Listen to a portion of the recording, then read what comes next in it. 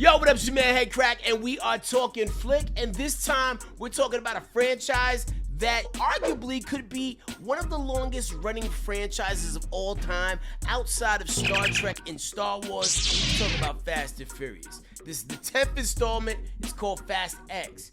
And I remember back in 2001 when the very first joint came out. Vin Diesel, you didn't really know him for a bunch of things. Paul Walker was a fresh young face. You watched the movie, he was like, yo, that was cool. Then it came out with another one.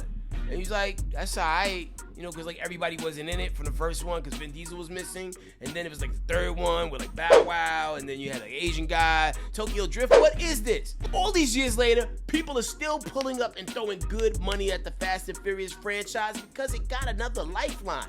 And with this brand new installment, I gotta say, I was walking in there with minimal expectations, all right? Because when you think about what happened in the last movie, I think it was The Fate of the Furious, I think it was called. These Negroes went to space in a car, like outer space, deal with a satellite. People who be driving cars ended up in space. They're not astronauts, they're not pilots. They drive cars and they went to space. So at this point, that is when I felt like the franchise had jumped the shark, but I also was eager to see a new movie, and I went into the theaters and I can't front. At this point, Fast and Furious is kind of like a telenovela, I mean, and it all centers around Dom Toretto and, you know, his family. I don't have friends. I got family. Family just got bigger. There's always room for family. You don't turn your back on family. Your code is about family. That's the only way you're gonna keep your family safe. Brother never told you never threaten a man's family? He's a family guy. Fast X really puts a lot of things in perspective, because like over the 20 plus years that they've been doing this, Dominic Toretto and his family have managed to piss off and kill a lot of people. I'm surprised he never ended up in court. And one of those people they happen to piss off is a guy by the name of Dante, who's the son of a drug lord that they killed in a previous film. This thing kind of shattered his world and really broke him down to the point we had a lot of times to think about all the different ways and methods that he would like to use to get his revenge on Dominic Toretto and his family.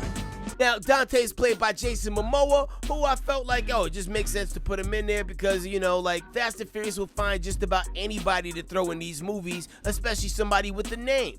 And Jason Momoa is definitely that dude and does a great job technically playing two characters throughout the movie. Jason Momoa's character is fueled by revenge, and he emerges from the shadows of the past to shatter Dom's world and destroy everything and everybody he loved, no matter what the cost. When you watch the action and the things that take place in the movie, it's kind of like when your little cousins or if you got kids, they ask you to play, you know, like with the toys with them, and you like playing like regular, then all of a sudden they start going, like that's kind of what Fast and the Furious is like. And at times, if you can remove all the seriousness away from your psyche, it's enjoyable.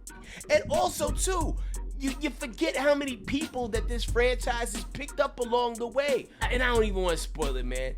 People that you think are dead come back. And there's so many people who die in the franchise and come back that I forget these people are dead. There was literally a point in the movie where somebody came back and I heard someone whisper, but yo, they dead. And even the person that's dead is still in the movie. How do they do it? I don't know. Creative writing, planning? I'm not sure. Like, 'cause there's just no way that they could have mapped this out this far long ago and made it work. But it's clever, it's creative, there's a little past, there's a little present, and I'm interested to see where it goes into the future. And we thought Fast X was gonna be the first of two movies. Now they're doing two more outside of this one. So, as it relates to this movie, if you've seen the other 9, you might as well plop down your money and go see this one. Because everybody that you know and love is all here. Vin Diesel's here. Shoot, even Paul Walker's there. You also got Ludacris. You also got Tyrese. You got the girl who plays Ramses. I gotta Google her name. The family's back together. People that you was expecting. People that you forgot was even involved in the franchise. You even low-key get a Justice League reunion. It's all happening. All of it. Black Adam's in the movie. Technically. You know what I'm saying? So, with that being said, you know how we operate over here on Talking Flick. Things are on a DAP level. And I'm gonna give it dap, but it's kind of like that, you know, like fingertippy dap. You know what I mean? Like, I'm not gonna see it again. but I enjoyed it while I was watching it, okay? So if I never see you again, I'll be okay. But I was happy that I saw you. Enough to dap you. But it's that fingertip dap. Real flimsy. Real flimsy. But I like you, though. Anyway, that's my review on Fast X. For this and other stories and movies that we're talking about, be sure you subscribe to the channel. Drop a comment below. Let us know what you thought about Fast X. Are you here for 2 more installments? Or you think you should let the air out of his tires and just leave it on the side of the road? Holla at us, man. We talking flick. Peace and love.